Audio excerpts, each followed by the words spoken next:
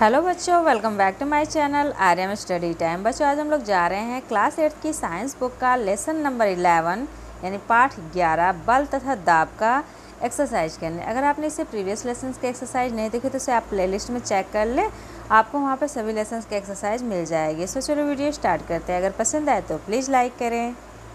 तो क्वेश्चन है, निम्नलिखित प्रश्नों में सही विकल्प छाड़कर अपनी अभ्यास पुस्तिका में लिखिए। अब यहाँ पर कुछ क्वेश्चन दिए हैं जिसके आपको 4 ऑप्शन दिए हैं, जिसमें से एक सही है। आपको अपनी कॉपी पे लिखना है। तो इसमें क्वेश्चन नंबर 1 है, दाब का मात्रक है। दाब का मात्रक है न्यूटन या मीटर। ठीक है, क्या है मात्रक? न्यूटन या मीटर। नेक्स्ट क्वेश्चन है, यदि किसी वस्तु को जल में पूर्णतः डुबोने पर उस पर लगने वाला उत्प्लावन वस्तु का भार वस्तु सतह के नीचे पूरी डूबी हुई तैरेगी। वस्तु सतह के नीचे पूरी डूबी हुई तैरेगी। द पे टिक लगा लें। नेक्स्ट है, मात्रक या एकांक क्षेत्रफल पर लगने वाले बल को कहते हैं, क्या कहते हैं? दाब। एकांक क्षेत्रफल पर लगने वाले बल को दाब कहते हैं। नेक्स्ट क्वेश्चन है, यदि 1 मीटर लंबाई, 1 मीटर चौड़ाई तथा 1 मीटर ऊंचाई वाले बर्तन को पूरी तरह पारे से भर दें तो उस बर्तन में पारे का द्रव्यमान होगा 13,600 किलोग्राम। 13,600 किलोग्राम। क्वेश्चन नंबर 2 है, नीचे दिए गए वाक्यों में रिक्त स्थान की पूर्ति अपनी अभ्यास पुस्तिका में कीजिए। नंबर 1 है, किसी तल पर लगने वाले अभिलंबवत बल को डैश कहते हैं। किसी तल पर लगने वाले अभिलंबवत बल को दाब कहते हैं। नेक्स्ट है, चाकू को रेत कर इसकी धार के क्षेत्रफल को डैश करते हैं। चाकू को रेत कर इसकी धार के क्षेत्रफल को कम करते हैं। समुद्र तट से ऊंचाई बढ़ने पर वायुमंडलीय दाब डैश पारे के स्तंभ के बराबर होता है। समुद्र तट से ऊंचाई बढ़ने पर वायुमंडलीय दाब 96 सेंटीमीटर हाइट पारे के स्तंभ के बराबर होता है। नेक्स्ट है, वस्तु घनत्व तथा डैश जल के घनत्व का अनुपात अपेक्षित घनत्व कहलाता है। तो वस्तु घनत्व तथा 8 डिग्री सेल्सियस जल के घनत्व का अनुपात अपेक्षित घनत्व कहलाता है। नेक्स्ट है, द्रव सभी दिशाओं में डैश दाब डालता है। द्रव सभी दिशाओं में समान दाब डालता है। क्वेश्चन नंबर 3 है, निम्नलिखित कथनों में सही कथन के सम्मुख सही और गलत कथन के सामने गलत का चिन्ह लगाइए। ठीक है, यहाँ पर कुछ सेंटेंसेस दिए हैं जिसमें आपको सही गलत बताना है। नंबर 1 है, बल में परिमाण होता है किंतु दिशा नहीं होता। बल में परिमाण होता है किंतु दिशा नहीं होता है, यह गलत है। पृथ्वी के चारों ओर वायु का आवरण वायुमंडल कहलाता है, यह सही है। पृथ्वी के चारों ओर वायु का आवरण वायुमंडल कहलाता है।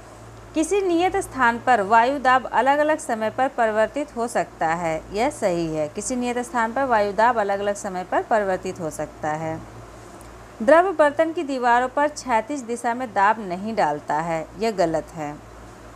किसी वस्तु को द्रव में डुबोने पर उसका भार बढ़ जाता है, यह भी गलत है। किसी वस्तु को द्रव में डुबोने पर उसका भार कम हो जाता है। क्वेश्चन नंबर 4 है, निम्नलिखित प्रश्नों का उत्तर एक शब्द में दीजिए। जिसमें क्वेश्चन नंबर 1 है, पृथ्वी द्वारा सभी वस्तुओं पर लगाया गया आकर्षण बल। पृथ्वी द्वारा सभी वस्तुओं पर जो बल लगाया जाता है उसे क्या कहते हैं? गुरुत्वाकर्षण बल। इसी की वजह से जो सभी चीज़ों में वेट होता है या फिर कोई भी चीज़ हम आसमान में फेंकते हैं वो वापस धरती पर आता है, सिर्फ इसी गुरुत्वाकर्षण बल के कारण होता है। नेक्स्ट है, इकाई क्षेत्र पर कार्य करने वाला अभिलंबवत बल। इकाई क्षेत्र पर कार्य करने वाला अभिलंबवत बल क्या कहलाता है? दाब कहलाता है। नेक्स्ट है, वह बल जो वस्तु को जल में तैरते हुए रखती है, जिसकी वजह से कोई वस्तु जल में तैरती है उसे क्या कहते हैं? उत्प्लावन बल। दाब का एसआई मात्रक क्या है? दाब का एसआई मात्रक न्यूटन होता है। क्वेश्चन नंबर 5 है, निम्नलिखित प्रश्नों के उत्तर अपनी अभ्यास पुस्तिका में लिखिए। नंबर 1 है, जल पंप में कितने वाल्व होते हैं? प्रत्येक का कार्य स्पष्ट करें। जल पंप में कितने वाल्व होते हैं? प्रत्येक का कार्य स्पष्ट करें। उत्तर है, जल पंप में 2 वाल्व होते हैं। एक वाल्व पिस्टन में तथा एक वाल्व पंप की नली में होता है। ये वाल्व पानी को पंप की नली से बाहर निकालने में सहायता करते हैं। तो वाल्व क्या करते हैं? पानी को पंप से की नली से बाहर निकालने में सहायता करते हैं और 2 वाल्व लगे रहते हैं। नेक्स्ट क्वेश्चन है, निर्देव दाब मापी का सचित्र वर्णन कीजिए। इसका उत्तर है, निर्देव दाब मापी में किसी द्रव का उपयोग नहीं होता, यह काफ़ी हल्का होता है, इसे निर्देव दाब मापी कहते हैं। इसके अंदर एक डिब्बा होता है जिसके ऊपर और नीचे का तल लहरियादार धातु के बने होते हैं। डिब्बे पर पड़ने वाला वायुमंडलीय दाब पैमाने पर घूमने वाले एक संकेतक से ज्ञात होता जाता है। तो इस तरह से जो है ये दाब मापी बनता है। इसको आपको अपनी कॉपी पे इस चित्र को बनाना है, ठीक है। वायुमंडलीय दाब की कमी अथवा अधिकता के अनुसार ही पैमाने पर कमानी से लगा संकेतक घूमता है। संकेतक की स्थिति देखकर किसी स्थान विशेष का दाब ज्ञात हो जाता है, ठीक है। नेक्स्ट क्वेश्चन है, साइकिल पंप की कार्यविधि का सचित्र वर्णन कीजिए। इसका उत्तर है, इसमें धातु का खोखला बेलन होता है जिसके निचले सिरे पर साइकिल में हवा भरने के लिए रबर ट्यूब एवं हवा भरते समय पंप को जमीन पर स्थिर रखने हेतु धातु की एक पटरी लगी होती है। पिस्टन के ऊपरी सिरे पर हत्था लगा रहता है। हत्थे से लगी हुई एक छड़ निचले सिरे पर एक धातु की चकती से कसी होती है जिसके ऊपर चमड़े की आकृति का वॉशर लगा रहता है। यह वॉशर वाल्व का कार्य करता है। अब इसकी कार्यविधि है। कार्यविधि क्या है, जब पंप के हत्थे को ऊपर की ओर खींचा जाता है तब पिस्टन के सिकुड़न के फलस्वरूप उसके नीचे वायु दाब कम हो जाता है।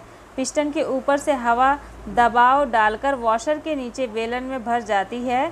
जब हत्थे को नीचे दबाया जाता है तब पिस्टन के नीचे की वायु पर दाब बढ़ता है जिसके कारण वॉशर के किनारे फैलकर बेलन से चिपक जाते हैं और दबी हुई वायु रबर की नली से होकर ट्यूब में चली जाती है।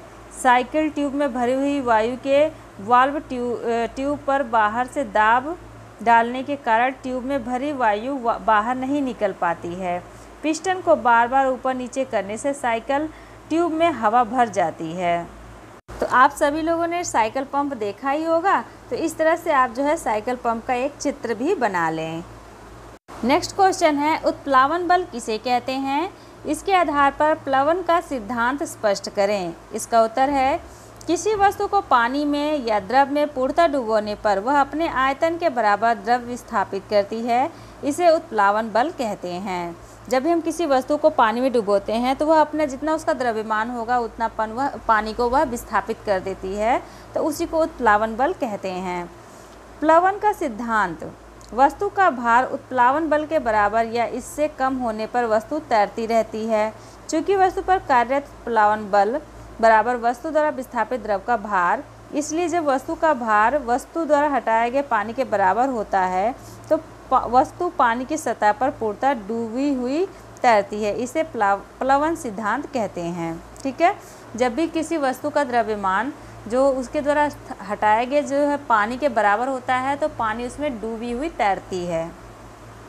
इसी को प्लवन का सिद्धांत कहा जाता है। उत्प्लावन बल क्या है? जो भी वस्तु है वो अपने आयतन के बराबर द्रव को विस्थापित करती है, उसे उत्प्लावन बल कहते हैं। यह क्वेश्चन मोस्ट इम्पॉर्टेंट है, इसे आप ज़रूर याद कर लीजिएगा क्योंकि ये पेपर में हमेशा आता है। नेक्स्ट क्वेश्चन है, आर्किमिडीज का सिद्धांत क्या है? इसका उत्तर है, जब कोई वस्तु किसी द्रव में पूर्णतः या आंशिक रूप से डुबोई जाती है तो उस भार में कमी प्रतीत होती है, भार में यह आभासी कमी उस वस्तु द्वारा हटाए गए द्रव के भार के बराबर होती है। इसे आर्किमिडीज का सिद्धांत कहते हैं।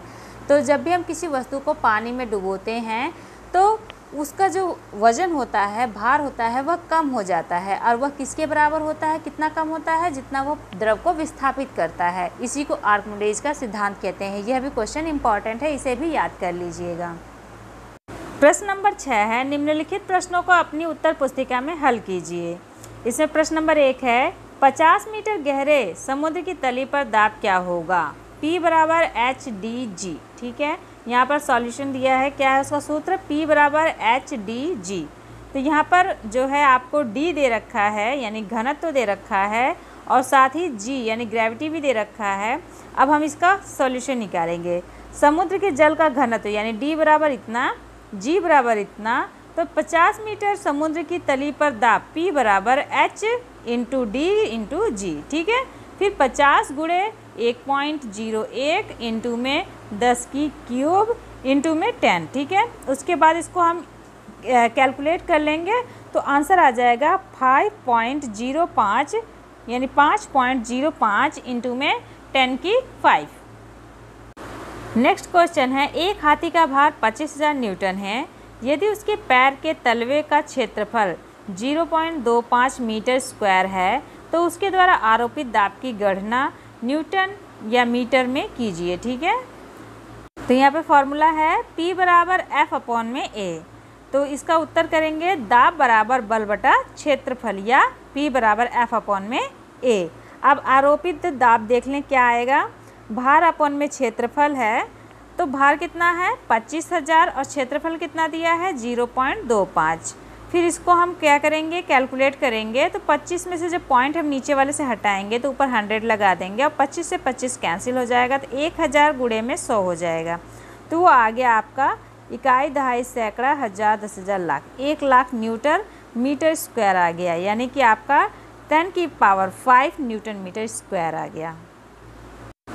क्वेश्चन नंबर 7 है, आप पिन को नुकीला क्यों बनाते हैं? इसका उत्तर है पिन को नुकीला बनाने से इसका क्षेत्रफल कम होता है, जिसके कारण दाब में वृद्धि होती है, और जब वो नुकीली होती है तो वह आसानी से कपड़ों में या फिर किसी भी चीज़ में आसानी से चली जाती है। प्रश्न नंबर 8 है, निम्नलिखित प्रश्नों के 4 पद हैं। बाईं ओर के पदों के अनुसार दाईं ओर के रिक्त स्थान की पूर्ति कीजिए। यहाँ बाईं ओर के जो पद हैं उसके अनुसार हमें दाईं ओर का फिल करना है।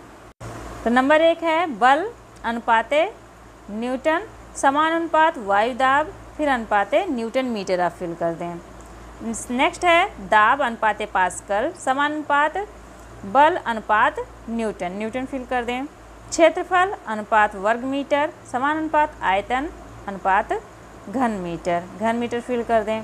यदि W1 और तथा W2 क्रमशः वस्तु के भार तथा उत्प्लावन बल होते तो W1 किससे बड़ा होता है W2 से, मतलब W1 से बड़ा कौन होता है W2, और वस्तु तैरेगी, और W1 बड़ा होता तो W2 वस्तु डूबेगी। नेक्स्ट है संपर्क तल का क्षेत्रफल कम अनुपात दाब अधिक, समानुपात संपर्क तल का क्षेत्रफल ज़्यादा तो दाब में कमी, ठीक है। इस तरह से आप इसको फिल इन द ब्लैंक जो भी दिया है उसे फिल कर लें। सो ये इस पूरे चैप्टर की फुल एक्सरसाइज थी। आई होप कि वीडियो आपके लिए हेल्पफुल होगी। अगर पसंद है तो प्लीज़ लाइक करें, और इससे प्रीवियस वीडियोज़ की अगर आप एक्सरसाइज देखना चाहते हैं, इससे प्रीवियस लेसन्स की एक्सरसाइज देखना चाहते हैं तो आप उसे प्लेलिस्ट में चेक कर लें, आपको सभी लेसन्स की एक्सरसाइज एक साथ मिल जाएगी। अगर वीडियो आपको पसंद है तो प्लीज़ लाइक करें। So it's enough for the day, we will meet again in next video. Thanks for watching this video.